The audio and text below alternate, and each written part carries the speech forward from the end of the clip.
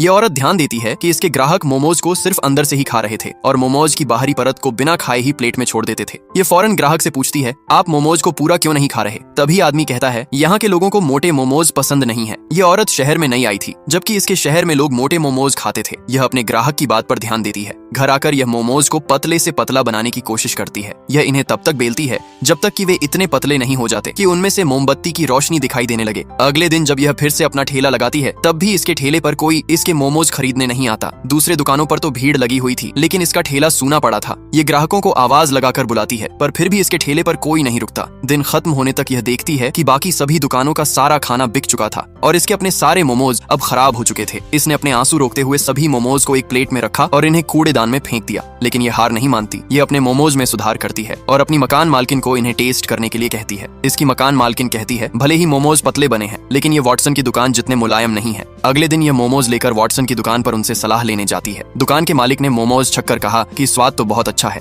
लेकिन मोमोज को मेरे जितने मुलायम बनाने के लिए तुम्हें मोमोज में नींबू का रस मिलाना पड़ेगा। महिला घर लौटकर अपने मोमोज में नींबू का रस मिलाती है, पर मोमोज में नींबू का रस मिलाने से मोमोज में हल्का कड़वापन आ गया था और मोमोज की असली खुशबू खो गई थी। उसी वक्त इसकी नजर पास रखे नमक पर पड़ती है। तभी इसके दिमाग में एक आइडिया आता है। इसने आटे में नमक मिलाया ताकि नींबू का रस पूरी तरह आटे में घुल जाए। इस बार यह सफल हो जाती है। जब इसने अपने नए सुधारे हुए मोमोज बेचना शुरू किया तो फौरन ही ग्राहकों की भीड़ लग गई। इसके सारे मोमोज कुछ ही देर में बिक गए। हर कोई कहने लगा कि स्वाद लाजवाब है। औरत के चेहरे पर फिर से मुस्कान लौट आई। धीरे धीरे इसके ग्राहक बढ़ने लगे और कारोबार इतना अच्छा चल पड़ा कि इसकी बेटी भी मदद के लिए ठेले पर आने लगी। एक दिन इसकी दुकान पर एक लोकल गैंग आता है। गैंग औरत से हफ्ता मांगता है और यहाँ तक कि औरत की बेटी को अपने साथ ले जाने की कोशिश भी करता है। ये देखकर औरत खुद को रोक नहीं पाती। इसने चाकू उठाया और अपनी बेटियों को पीछे कर दिया और जान की बाजी लगाकर लोकल गैंग से लड़ने को तैयार हो गई। ये देख के गैंग लीडर दंग रह जाता है। ये दृश्य देखकर इसे अपनी माँ की याद आ जाती है, जिसने कभी इसी तरह उसकी रक्षा की थी। ये औरत की हिम्मत से प्रभावित हो जाता है। तभी इसने एक प्लेट मोमोज ऑर्डर की। औरत थोड़ी झिझकी, लेकिन फिर भी इसने गैंग लीडर को मोमोज परोस दिए। मोमोज खाकर गैंग लीडर बहुत खुश होता है। फिर इसने अपने साथियों के लिए भी मोमोज मंगवाए। ये औरत को फिर कभी तंग न करने का वादा करता है और मोमोज के पैसे देता है। इतना ही नहीं, ये औरत को 500 प्लेट मोमोज का ऑर्डर भी देता है। इतना बड़ा ऑर्डर मिलने से औरत की गरीबी आखिरकार खत्म हो जाती है। उसी रात एक ग्राहक मोमोज खाने के बाद औरत से कहता है, कुछ कच्चे मोमोज घर के लिए पैक कर दो। औरत ने हैरानी से पूछा, क्या ये रात भर में खराब नहीं हो जाएंगे? आदमी ने कहा, नहीं,